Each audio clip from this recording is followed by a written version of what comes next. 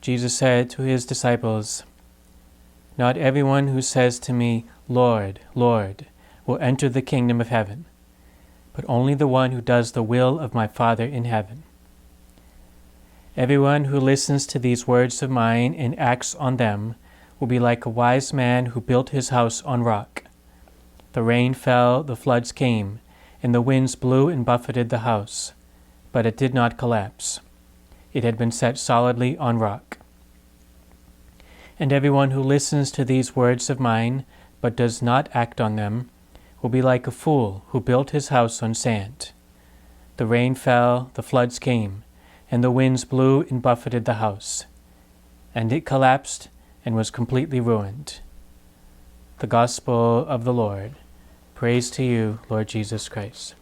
One of the pitfalls that we can fall into as members of the church, as Christians, is to define our own religious practice based solely on categories such as conservative and traditional, or liberal and modern. Those categories, however, are just exterior. They're like a mask we wear. They say nothing about our personal and living relationship to Jesus.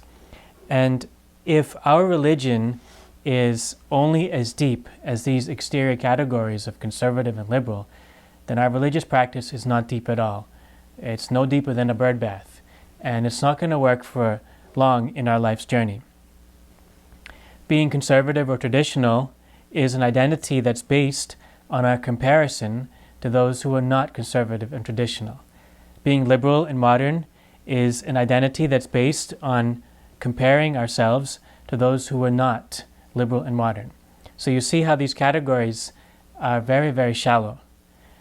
Jesus, in his teaching, is calling us to see our religious practice in a much deeper way.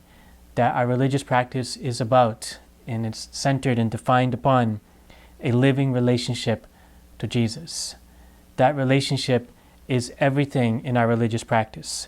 And this relationship is a relationship of love, recognizing that God is all good and He's a mystery of pure love.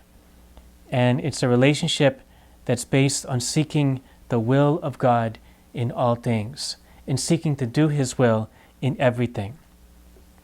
So when we approach God, we don't seek to do the will of the conservative category or the liberal category, but simply the will of God.